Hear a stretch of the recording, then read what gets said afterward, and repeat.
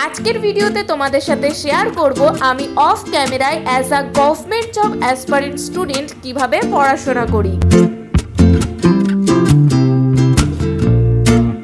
কোন জবের জন্য আমি বেশি বেশি করে প্রিপারেশন নিচ্ছি আর গভর্নমেন্ট জব ক্র্যাক করতে আমি কোন বুকসগুলো ফলো করছি সেটাও তোমাদের সাথে শেয়ার করব।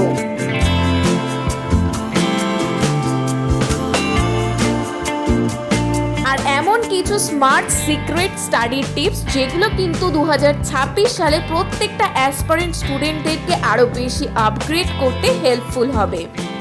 তখনই রিয়েলাইজ করবে যে এটা অ্যাকচুয়ালি মানুষের একটা ভুল ভ্রান্তি ছিল।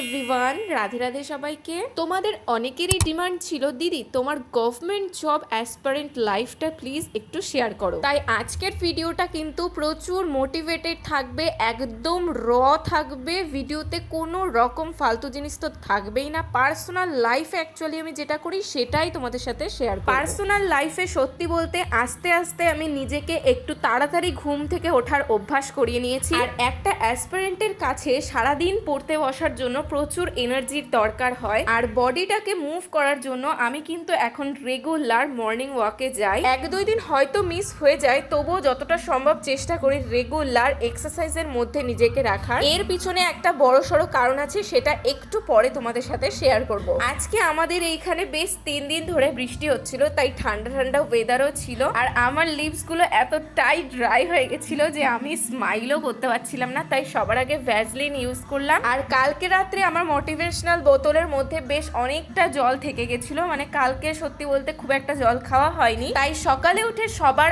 আগে যতটুকু আমার রিমেইনিং ছিল জল খাওয়া, ততটুকু আগে আমি ইনটেক করে নিচ্ছি। একটা স্টুডেন্টদের সব সময় নিজেদের হেলথটাকে কেয়ার করা, প্রচুর হাইড্রেশনের দিকে নজর দেওয়া অবশ্যই জরুরি। এমনিতেও আমার এক্সারসাইজ করার পর কিংবা মর্নিং ওয়াকের পর আলাদাই রিফ্রেশ লাগে। চারিদিকে নেচারের মধ্যে যখন সকাল 6টার সময় হালকা হালকা ঠান্ডা ঠান্ডা ওয়েদারে যখন একটু হাঁটাহাঁটি করা হয়, মাইন্ডটা প্রচুর ফ্রেশ হয়ে যায়। তো তারপর আমি অ্যাকচুয়ালি যেটা করি, তোমরা ম্যাক্সিমাম ভিডিওতে দেখো আমি অন্য কিছু করি, বাট আমি রিয়েল লাইফে কিন্তু ঘুম থেকে উঠেই পড়তে বসি। বাট তার আগে তো দেখলেই এক্সারসাইজ করে নিই। সেম জিনিসটাই আজকেও করছি, তাই আমি সবার আগে বোতলের জলটা ভরে নিচ্ছি, যাতে বারবার করে পড়তে বসতে গিয়ে না উঠতে হয়। আমার তো প্রচুর বিরক্ত লাগে জলের জন্য বা যে কোনো কারণে পড়তে বসে বারবার করে ওঠা। তাই যতই সময় লাগুক না কেন আমি একটু টাইম দিয়ে নিজেকে সমস্তটা গুছিয়ে কোন সাবজেক্টটা পড়বো, সেই বই বা যেই খাতা লাগবে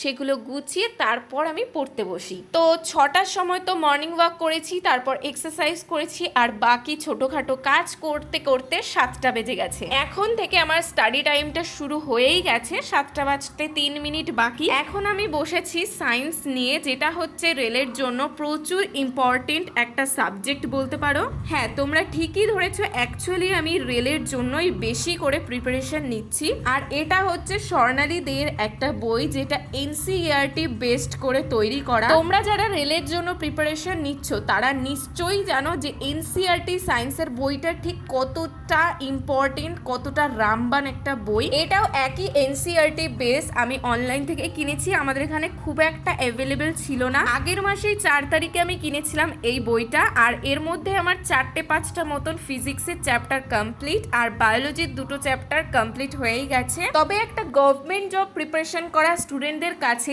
এইটুকু স্টাডি করা খুবই সামান্য বলতে পারো। এর থেকেও অনেক গুণ এখনো বাড়াতে হবে নিজের স্টাডি টাইমটাকে। তাই এই মাসে আমি টার্গেট রেখেছি এই বইটা, মানে এই সায়েন্সের বইটা ফুললি কমপ্লিট করব। আচ্ছা দেখো, এখন বর্তমান যুগে চাকরি বাকরির ক্ষেত্রে বলো, যে কোনো পড়াশোনার ক্ষেত্রে একটু কিন্তু নিজেকে স্মার্ট হতেই হবে। এখন কিন্তু বই ঘেটে ঘেটে পড়ার থেকে বেশি অনলাইন থেকে নোটস নেওয়াটা কিন্তু বেশি বুদ্ধিমান। সবার ফার্স্টে তো আমি 1 ঘন্টা মতন আগের দিন যেই চ্যাপ্টারটা কমপ্লিট করেছিলাম সেটা রিভিশন দিয়ে নিই। তারপর 8টার থেকে বসি হচ্ছে একটা সায়েন্সের ক্লাস নিয়ে, যেটা হয় একদমই নতুন কোনো চ্যাপ্টারের। আজকে যেমন আমি বসেছিলাম সাউন্ড অ্যান্ড ওয়েভ নিয়ে। বিশেষ করে তো ফিজিক্সের চ্যাপ্টারগুলো বই ঘেটে ঘেটে পড়তে বা লাইন ধরে ধরে পড়তে গেলে একদমই বোঝাই যায় না। তাই এই জিনিসটা আমি ভেবে ভেবেছি যে একটা করে প্রতিদিন সকাল 8টায় আমি ক্লাস অ্যাটেন্ড করব অনলাইন, তারপর সেখান থেকে নোট কালেক্ট করব। তোমাদের অনেকেরই এবার প্রশ্ন আসতে পারে, দিদি তুমি পার্সোনালি কোন স্যারের ভিডিওটা দেখো? দেখো, এক একজনের মাইন্ড কিন্তু এক এক রকম। কেউ অফলাইনে পড়তে ভালোবাসে, আবার কেউ অনলাইনে। আবার যারা অনলাইনে পড়তে ভালোবাসছো তারা কিন্তু সব স্যারের পড়া যে তাদের ঠিকঠাক মনে হবে তাও কিন্তু নয়। আমার যেমন নীরজ স্যারের ভিডিও প্রত্যেকটাই আমার ভালো লাগে, যার জন্য ফিডে যখনই কোনো ভিডিও আসে সবার আগে কিন্তু ওনার ভিডিওটাই আমি দেখি। নীরজ স্যারের আমি ফিজিক্সের ক্লাসও যেমন অ্যাটেন্ড করি, সেরকম বায়োলজিটাও করি। বায়োলজিটা তো ভীষণই ভালো লাগে আমার। ওনার বোঝানোটা একদম সেই ক্লাস 5-এর মতনই, যে তোমার কোনো প্রবলেমই হবে না। আমি কিন্তু এই সাজেশনটা শুধুমাত্র রেলওয়ে ওরিয়েন্টেড স্টুডেন্টদের জন্যই বললাম। বাকি এসএসসি জিডি বলো বা যে কোনো পোস্টের আমি কিন্তু খুব একটা জানি না কোন স্যার ভালো। তবে সায়েন্সের জন্য সব থেকে ইজি যিনি পড়ান, একদম ফ্রি কোর্স। হ্যাঁ, কোনো প্রমোশন বা আমি কিন্তু কিছুই করছি না। ওনার কোনো ভিডিও এখনো পর্যন্ত আমি টাকা দিয়ে এখনো পড়িনি। আমি ওনার ফ্রি ক্লাসগুলোই অ্যাটেন্ড করি, আর তাতেই আমি নিজের মধ্যে ইমপ্রুভ দেখছি। তাতে আলাদা করে আমি আর টাকা পে করে ভাবছি নেব না কোনো সাবস্ক্রিপশন। আর আমি তো তোমাদেরকে বললামই, যখনই আমি সায়েন্সটা পড়ি তখন এই বইটা সামনে নিয়েই বসি। উনি যেগুলো পড়ান প্রত্যেকটা লাইন পুরো মিলে যায়, আর যেগুলো ধরো এক্সট্রা থাকে বইতে থাকে না সেগুলো আমি খাতায় নোট ডাউন করে নিই। পড়ানোর মাঝখানে উনি বলেও দেয় যে কোনগুলো খুবই ইম্পর্টেন্ট, এর থেকে বেশি বেশি প্রশ্ন আসে, এই টপিকগুলো ভালো করে পড়বে। তার জন্য আমি সেগুলোতে স্টার মার্কও দিয়ে দিই। এক একটা ক্লাস ওনার 1.5 ঘন্টার বেশি থাকে, তাই আমি মোটামুটি 2 ঘন্টা মতন ওনার ক্লাস অ্যাটেন্ড করি। আর এই একভাবে টেবিলে বসে থেকে না আমার প্রচুর পরিমাণে পেইন হয়। পিঠের আর ঘাড়ের পেইন সব থেকে বেশি হয়, যেটা একদমই নেওয়া যায় না। তাই মাঝখানে মাঝখানে একটুখানি বাইরে গিয়ে হাঁটাহাঁটি করে আসি। আর ঠিক এই কারণেই আমি বলছিলাম যে আমি এক্সারসাইজটাকে ইনক্লুড করেছি রেগুলার রুটিনে, কারণ আমি যেই দিন এক্সারসাইজ করি না সেদিন 1 ঘন্টার বেশি বসে পড়তেই পারি না। যারা ধরো ঘন্টার পর ঘন্টা একই জায়গায় পড়তে বসে তারা নিশ্চয়ই এটা রিলেট করতে পারবে। তো নাও এখন কিন্তু আমার ক্লাস ওভার। আমার একটা চ্যাপ্টার সাজেশন করা, নোট ডাউন করা, সমস্ত কিছু কমপ্লিট। এখন অলরেডি 10টা বাজতে 5 মিনিট বাকি। নিশ্চয়ই ভাবছো কি নোট করলাম, তো দেখে নাও। এখানে কিন্তু প্রচুর ইম্পর্টেন্ট টপিক আছে, তার সাথে ডায়াগ্রামও করে নিয়েছি, অনেক সূত্র ছিল। আর নিশ্চয়ই ভাবছো 2 ঘন্টার একটা ক্লাসে বোধহয় অনেক নোট হয়েছে, বাট না, উনি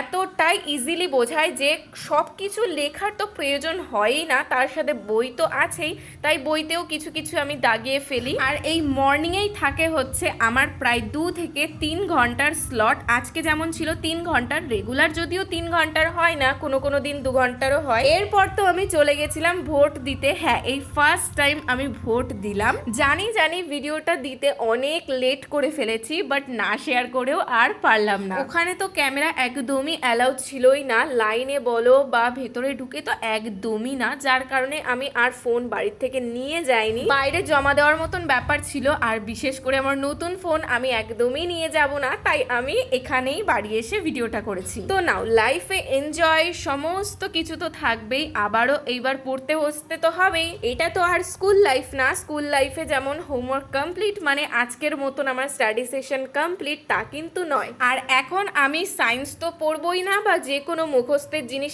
একদমই পড়বো না, কারণ এখন আমার কোনো কিছুই মাথায় ঢুকবে না। তাই সিম্পল একটা সহজ জিনিস নিয়ে বসেছি, সেটা হচ্ছে জিআই। হ্যাঁ, আমি ছায়া প্রকাশনের এই জিআই এর বইটার থেকেই প্র্যাকটিস করি। জিআই করতে কিন্তু আমার খুবই ভালো লাগে, যার কারণে আমি খুব একটা বেশি করি না। এটা আবার কেমন কথা নিশ্চয়ই ভাবছো, যে জিনিসটা সহজ সেই জিনিসটাই যদি আমি বেশি এফোর্ট দিই তাহলে সেটার তো আর কোনো ইমপ্রুভমেন্ট করার ব্যাপার নেই, কারণ সেটা যদি আমি পরীক্ষার আগেও করি একই ব্যাপার হবে।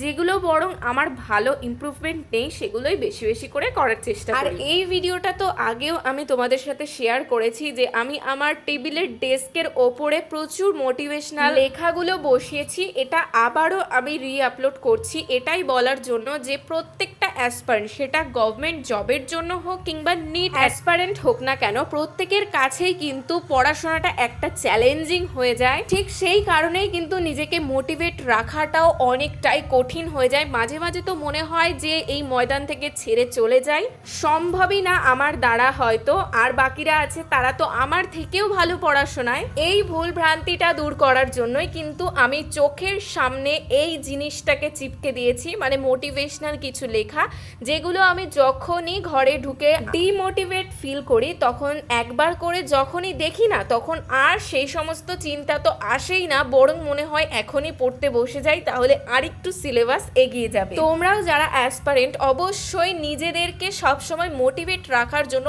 এই ছোট ছোট কাজগুলো এখন থেকেই করা শুরু করে দাও। আর যেই জিনিসটা আমরা রেগুলার ইউজ করি, মানে আমাদের স্মার্টফোন, সেটাতেও সবসময় মোটিভেটেড জিনিস অ্যাটাচ করবে, ওয়ালপেপারে চেষ্টা করবে যেটা তুমি পছন্দ করো সেই জিনিসটার ছবি লাগাতে। তো ফাইনালি কিন্তু আমি আমার যে পার্সোনাল স্টাডি রুটিনটা সেটা তোমাদের সাথে শেয়ার করে দিলাম। অ্যাকচুয়াল লাইফে আমি যেইটা নিয়ে পড়াশোনা করি, মানে গভর্নমেন্ট জবের জন্য প্রিপারেশান নেওয়ার যেই স্টাডি রুটিনটা, সেটা কিন্তু তোমাদের সাথে শেয়ার করে দিয়েছি। জানি না কতটা কি ভিউজ হবে বা কতজন মানুষ ইন্টারেস্টেড হবে এই ভিডিওটা দেখার জন্য, কারণ অ্যাকচুয়ালি আমার ভিডিওটা শুধুমাত্র স্কুল স্টুডেন্টরাই দেখে থাকে।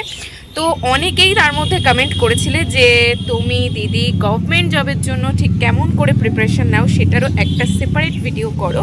তো আমি ভাবলাম যে ভিউজ হোক বা না হোক, আমার টাইম লাইনে একটা যেন ভিডিও থেকে যায় যে না, আমি গভর্নমেন্ট জবের জন্য কিভাবে প্রিপারেশন নিতাম সেটা অ্যাজ আ মেমোরি বলতে পারো থেকে যাক। তো ফাইনালি তো তোমাদের একটা ডিমান্ডে আমি নিয়ে এসছি, বাট একটা কথা তোমাদেরকে বলে দিই, অনেক সময় আমরা প্রচুর পরিমাণে ডিমোটিভেট হয়ে যাই যারা কিনা গভর্নমেন্ট জব অ্যাসপারেন্ট স্টুডেন্ট। প্রচুর পরিমাণে ডিমোটিভেট হয়ে যায় কারণ অ্যাকচুয়াল লাইফে এডুকেশনটা অনেকেই ডাউন বলে মনে করে, বাট যখন তোমরা আরও 10টা বছর পরে নিজেকে দেখবে তখনই রিয়েলাইজ করবে যে এটা অ্যাকচুয়ালি মানুষের একটা ভুল ভ্রান্তি ছিল। এডুকেশন কখনোই তোমাদেরকে ডিফাইন করবে না, বরং ফুললি তোমাদেরকে কোনো না কোনো কাজে সাপোর্ট করবেই। হয়তো হতেই পারে তুমি আজকে গভর্নমেন্ট জবের জন্য বিরাট প্রিপারেশন নিচ্ছ, 5টা বছর পর বা 10টা বছর পর তুমি ধরো কিছুই করতে পারলে না, সবাই হ্যাঁ বলবে, টানা মারবে যে এ তো এক সময় বিশাল পড়া করতো, গভর্নমেন্ট জবের প্রিপারেশন নিত, বাট কোনো চাকরি পেল না। এই কথাটার কিন্তু অ্যাকচুয়ালি কোনো দামই নেই। কেন বলো তো?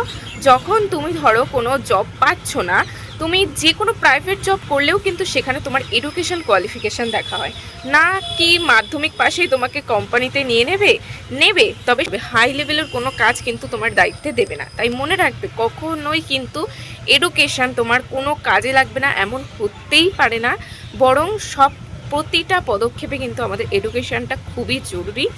এই জিনিসটা এখন থেকেই মাইন্ডসেট করো।